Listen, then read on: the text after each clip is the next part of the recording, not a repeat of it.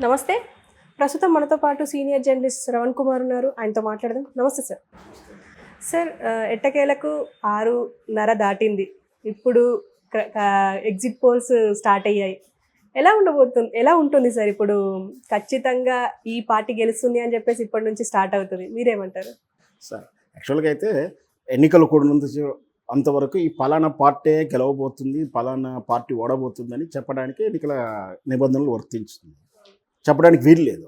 So మనకి ఎట్లాగా ఆరైపోయింది కాబట్టి మనం ఎలాగైనా స్వేచ్ఛగా మాట్లాడుకోవచ్చు. అయితే ఈ రాష్ట్ర వ్యాప్తంగానే కాకుండా దేశవ్యాప్తంగా కూడా లోక్సభ ఎన్నికలు కొన్ని రాష్ట్రాల్లో ఎన్నికలు జరిగాయి. దాంతోపాటు అసెంబ్లీ ఎన్నికలు ఆంధ్రప్రదేశ్లో జరిగాయి. ఎప్పుడు లేని 7 విడతలుగా జరిగింది. సరే, అది ఎందుకు జరిగింది అదంతా చర్చలు అంత లోతుకు వెళ్ళకుండా ఆ అధికారంలో ఉన్న వాళ్ళు తమ నిర్ణయం ప్రకారమే తమకు అనుకూలంగానటువంటి షెడ్యూల్సే చేసుకుంటారు. సో ఆ విధంగా నరేంద్ర మోడీ తనకు ఎక్కడెక్కడ ఏ స్టేట్కి ఏవే విజన్ తీసుకోవాలో, ప్రచారంలో ఎలా ఉపయోగపడాలో ఆ విధంగా ప్లాన్ చేసుకున్నాడు. మంచిగానే 7 విజయవంతంగా చాలా వరకు అంటే అల్లకొల్లాలు ఏం జరగకుండా, ఆందోళన లేకుండా మ్యాక్సిమం అయితే మంచిగానే శాంతి పద్ధతులు బాగానే ఉన్నాయి. ఎక్కడ ఆడపడదడప ఆంధ్రప్రదేశ్ ఎన్నికల తర్వాత జరిగింది. ఎప్పుడూ లేనిది గతంలో మనకు ఎన్నికలు జరుగుతున్న రోజు, ఎన్నికలు జరిగిన రాత్రి బాగా అల్లర్లు జరుగుతాయి. కానీ ఈరోజు ఆ ఎన్నికలు జరిగిన మరుసటి రోజు జరిగింది. సరే, ఏదైనా సరే మొత్తం శాంతి భద్రతలు జరిగిపోయాయి. మరి ఏ పార్టీ గెలుస్తుందంటే ఇక్కడ ఆంధ్రప్రదేశ్లో ఇప్పటి ఎన్నికలు కూడా చాలా కీలకమైనవి. ఎందుకంటే ఆంధ్రప్రదేశ్ విభజన తర్వాత ఏర్పడిన తర్వాత 5 ఏళ్ళ చంద్రబాబు నాయుడు గారి పాలన చూశారు, 5 ఏళ్ళ వైఎస్ జగన్మోహన్ రెడ్డి గారి పాలన చూశారు. అంటే ప్రజల వద్ద 2 ప్రోగ్రెస్ కార్డులు ఉన్నాయి. వాళ్ళు ఎవరికి మార్కులు వేస్తున్నారు, ఏ మార్కులు వేసుకుని ఎవరి వైపు ప్రయాణించబోతున్నారు, వాళ్ళ రాష్ట్ర భవిష్యత్తుని. ఎందుకంటే ఈరోజు కూడా వాళ్ళకి రాజధాని లేదు. సరే, ఎవరు దానికి రీజన్స్ ఎలా ఉన్నా కూడా అమరావతిని చంద్రబాబు నాయుడు గారు చేసినా అది ఒక సామాజిక వర్గానికే జరిగింది, అది గ్రాఫిక్స్లోనే ఉంది, అక్కడ ఏం లేదని చెప్పి, లేదు దాంతోపాటు ఆయన చెప్పినటువంటి విజనరీకి సంబంధించినటువంటి రాష్ట్రానికి ఏమో అభ్యుదయం చేయలేదని చెప్పి, సంక్షేమం ఇవ్వలేదని చెప్పి ప్రజలు జగన్మోహన్ రెడ్డి కోరుకున్నారు. జగన్మోహన్ రెడ్డి గారు కూడా ఆ క్యాపిటల్లో అతనికి ఉన్నటువంటి అభ్యంతరాలను తెలియజేస్తున్నారు. రకరకాల భావనలతోటి ఆయన మళ్ళీ 3 రాజధానుల భావనను ముందుకు తీసుకొచ్చాడు. దాంతోపాటు అక్కడ సంక్షేమానికి ప్రాధాన్యత ఇవ్వడం జరిగిన మాట వాస్తవం. ఈ సంక్షేమంతో పాటు అభివృద్ధి జరగలేదని వాళ్ళు అంటున్నారు, సంక్షేమం మాకు ముఖ్యం కాదని వీళ్ళు అంటున్నారు. ప్రజలు ఎటువైపు ఉన్నారు? ఇక్కడ చూస్తున్నామో ఎన్డీఏ కూటమిగా వీళ్ళు అధికారానికంటే పరిపాలన ఓటుని నెగిటివ్ ఓటుగా చీలకుండా చీలిన ఓట్లు వీళ్ళు కూటమిగా వచ్చి చివరి దశలో నరేంద్ర మోడీ గారు బీజేపీతో ఎన్డీఏ కూటమిలోకి భాగస్వామిగా అవుతూ ముగ్గురు కూటమిగా వచ్చినట్టు ఓటు, అదొక ఓటు బ్యాంకు. మరి ఇక్కడ జగన్మోహన్ రెడ్డి గారు, ఆ తర్వాత వైఎస్ షర్మిల కాంగ్రెస్ తరఫున పోటీ చేసింది. ప్రజలు ఎటువైపు ఉన్నారు అంటే ఇక్కడ స్పష్టంగా నాకు ఉన్నటువంటి అవగాహన ప్రకారం ఉద్దేశం ఏంటంటే, ఈ పార్టీ జగన్మోహన్ రెడ్డి వైఎస్ఆర్ పార్టీ చెప్పినట్టుగా 175 వైనాట్ అయితే కాదు. వాళ్ళు చెప్తున్నట్టుగా జగన్మోహన్ రెడ్డి 10-20 కూడా రావు అని చెప్పడం అయితే కాదు. అలాగే చంద్రబాబు నాయుడు చెప్తున్నట్టు మేమంతా కూడా మొత్తం 175 మాయ వస్తుంది, జగన్మోహన్ రెడ్డికి 20 సీట్లు కూడా రావు అంటూ రకరకాల వాదన చేస్తున్నా. ఇవి రెండూ నిజమైతే కావట్లేదు. వాళ్ళు చెప్తున్న ప్రకారం జగన్మోహన్ రెడ్డి అట్టర్ ఫ్లాప్గా ఓడిపోయే అవకాశాలు అయితే ఎట్టి పరిస్థితుల్లో కనిపిస్తలేదు. హెర్జ్ మాత్రం బాగానే ఉంది. మ్యాజిక్ ఫిగర్కు తెలంగాణలో వచ్చినట్టుగానే 5-8 సీట్ల తేడా ఎట్లా ఉంటుందో, జస్ట్ ఒక 10 లోపు ఎలా అయితే వ్యత్యాసంతో అధికారం కేసీఆర్ గారు కోల్పోయారో, సరే ఇక్కడ కోల్పోతారన్న ఉద్దేశం కానీ వచ్చినా కూడా 10-15 సీట్ల వ్యత్యాసంతో మ్యాజిక్ ఫిగర్ తోటే పాలన మారుతుందా, అదే పాలన వస్తుంది అనేది చూడాలి.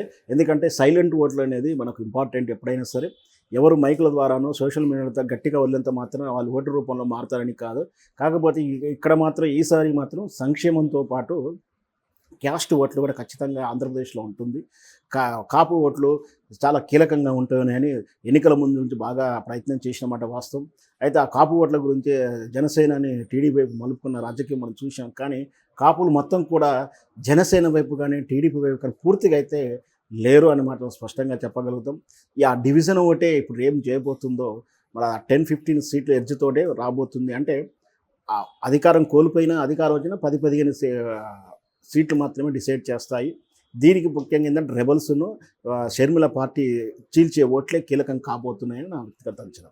రెండవది, రాష్ట్ర స్థాయి దాటి దేశ స్థాయిలో చూస్తే మరోసారి 3వసారి అధికారంలోకి వస్తూ మేము ఈ దేశానికి పునర్నిర్మాణం వైపు తీసుకెళ్తాము, ఏదైతే ఆర్ఎస్ఎస్ చెప్తున్నట్టు ఉంది, ఏదైతే విహెచ్పి కోరుకుంటుందో, ఏదైతే భావజాలాన్ని వీళ్ళు అనుకుంటున్న హిందుత్వ భావజాలం వైపు ఇది హిందువుల రాజ్యంగా హిందువుల దేశంగా ఎందుకు ఉంచకూడదని వాళ్ళు ఏదైతే కోరుకుంటున్నారో అటువైపు నెట్టడానికి మూడవసారి మాకు 400 పైగా సీట్లు ఇస్తే మేము కామన్ లా తెస్తాము, ఈ లా తెస్తాము, ఆ చట్టాలు తెస్తాము అంటూ వీళ్ళు ప్రచారం చేసి బహిరంగ ప్రచారంలోమో వేరే రకంగా చేస్తున్నారు. సోషల్ ప్లాట్ఫామ్లోమో వాట్సాప్ ఇన్స్టిట్యూట్ ద్వారా మాత్రం వీళ్ళు మొత్తం పోలరైజ్ చేసినారు.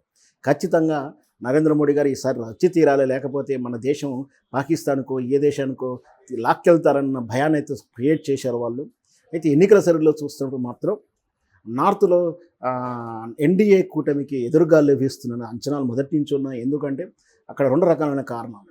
ముఖ్యంగా ఏంటంటే అక్కడ ఎక్కువ రాష్ట్రాలలో భారతీయ జనతా పార్టీ గత 5-3 టైమ్స్ అంటే ఒక 20-30 సంవత్సరాల నుంచి రకరకాల పాలనలో ఉన్నాయి. అంటే అసెంబ్లీ స్థానాల్లో చూసుకున్నా, పార్లమెంట్ వైపు చూసినా కూడా ఎక్కువ బీజేపీ ఎక్కువ సార్లు ఉన్నాయి. దాంతో వాళ్ళు మార్పు కోరుకుంటున్నారు. అక్కడ వాళ్ళు ఆ రోజు చెప్పినటువంటి రామమందిర నిర్మాణము, ఇంకేదో హిందుత్వ వాదాలు ఆ పప్పులో వాళ్ళకు ఉడకట్లేవు. కాబట్టి వాళ్ళు ఈసారి నార్త్ కన్నా సౌత్ మీద కాన్సన్ట్రేట్ చేసి సౌత్లో యూనిట్ వేజ్ రాజకీయాలు చేసి పోలరైజ్ రాజకీయాలు చేసి, తమిళనాడులో వాస్తవానికి మత రాజకీయం ఉండదు. తమిళనాడులో వాస్తవాలు నాస్తికులకు ఎక్కువ ఫీల్ అవుతారు. తమిళ కల్చర్ వేరుగా ఉంటుంది. అక్కడ కూడా హిందూ భావజాలాన్ని తీసుకురావడానికి రకరకాల పోలరైజ్ చేసి మనకు దక్షిణ భారతదేశం 131 ఎంపీ స్థానాలు ఉంటాయి. దీంట్లో వాళ్ళకు 40-45 వరకు వచ్చే అవకాశాలు ఉన్నాయి. అంటే 50కి 5 ఎక్కువ తక్కువ వస్తాయి. ఆల్రెడీ 25 సీట్లు అయితే ఆంధ్రప్రదేశ్ నుంచి ఏ పార్టీ గెలిచినా కూడా వాళ్ళకు మద్దతుగా ఉంటుంది. తెలంగాణ నుంచి 7-8, తమిళనాడు నుంచి ఒక 1-2 అంతేకన్నా, కేరళ నుంచి అయితే ఒక్కటి కూడా ఎక్స్పెక్ట్ చేయడానికి అవకాశాలు లేవు. అక్కడ కూడా 1-6-5 వస్తుందేమో. ఇకపోతే కర్ణాటకలో ఒక 7-8, అంటే ఎటు చూసినా కూడా ఆంధ్రప్రదేశ్ 25 తర్వాత ఇంకొక 25 మాత్రమే యాడ్ అవుతాయేమో, కానీ ఎక్కువ లేవు. అంటే అవుట్ ఆఫ్ 131 తీసేస్తే మరి అక్కడ మిగిలింది 400లో 400కు 4 వచ్చే అవకాశం లేదు. అక్కడ కేవలం 240-250కే మాత్రం రీచ్ అవ్వదే కష్టంగా ఉంది. ఎందుకంటే అక్కడ నార్త్లో మొత్తం కూడా మార్పు కోరుకుంటున్నారు.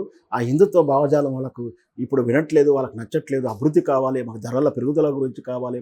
అక్కడ ముఖ్యమైనటువంటి రాష్ట్రాలు ఏంటంటే హర్యానా, పంజాబ్ రాష్ట్రాలు, ఇవి రైతు రాష్ట్రాలు, అన్నపూర్ణ రాష్ట్రాలుగా వ్యవహరిస్తాం. అక్కడ నరేంద్ర మోడీ తెచ్చిన రైతు చట్టాల వల్ల రైతులను బుల్డోజర్ పెట్టి చంపిన విధానాలు అవన్నీ చూస్తున్నాం. దాంతోపాటు అక్కడ చండీగఢ్ పంజాబ్ అంటే పంజాబీలు ఎక్కువగా ఉంటారు. పంజాబీలను ఈ దేశ ద్రోహులుగా చిత్రీకరించే ప్రయత్నం చేయడం, వాళ్ళ ఆత్మన్యూనతకు బాగా గురయ్యారు. సో ఖచ్చితంగా వాళ్ళలో రెవల్యూషన్ అనేది కనిపిస్తుంది. కీలకమైన రాష్ట్రాలలో ఈ ఎదురుగాల్పిస్తున్న టైంలో వీళ్ళు చెప్తున్నటువంటి ఈ 400 సీట్లు కానీ లేదా 400+ కానీ వచ్చే అవకాశాలు సింపుల్గా పార్లమెంట్లో ఎన్నికల్లో జరిగిపోయేది ఏంటంటే నరేంద్ర మోడీ గారు కానీ ఎన్డీఏ కుటుంబం కానీ చెప్తున్నట్టుగా 400 అయితే దాటదు. 400 ఫిగర్ అనేది లేదు. ఇకపోతే 275 మ్యాజిక్ ఫిగర్కి 10-20 ఎక్కువ తక్కువ వస్తుంది ఉండొచ్చని అనుమానం. లేదు అంటే ఒకవేళ ఈ 230 వచ్చినా 280 వచ్చినా ఎప్పుడైతే కాంగ్రెస్కు 150 దాటి 200కు సమీపిస్తుందో అప్పుడు మాత్రం భారతీయ జనతా పార్టీ ప్రమాదంలో పడినట్టుగా మనం భావించవచ్చు. ఎందుకంటే ఎన్డీఏ కూటమితో ఏ పార్టీ కూడా వెళ్ళడానికి ఇష్టపడదు. ఎందుకంటే అక్కడ ఆ పార్టీలో బుల్డోజర్ సిస్టమ్ ఉంది. ఆ పార్టీకి ఎన్డీఏ సిస్టంలోకి వెళ్తే పార్టీ అంతరాధనం అయిపోతుంది.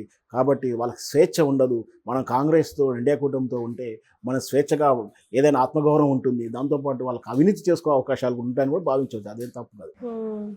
అంటే వాళ్ళకి ఆ స్వేచ్ఛను కోరుకుంటున్నారు. కాబట్టి ఖచ్చితంగా ఇండియా కూటమి ఖచ్చితంగా అందులోంచి బయటకు వచ్చి ఇండియా కూటమికి ఇచ్చిన ఆశ్చర్యపడక్కర్లేదు. ఏది వస్తుందో ఇప్పుడు అంత ఈజీగా చెప్పలేము. కానీ వాళ్ళు కోరుకున్నట్టు ఇండియా కూటమి కోరుకున్నట్టుగాను ఈ నరేంద్ర మోడీ ప్రచారం చేసినట్టే ఖచ్చితంగా వాళ్ళు వస్తున్నారని చెప్పడానికి అవకాశం లేదు. Okay sir, thank you.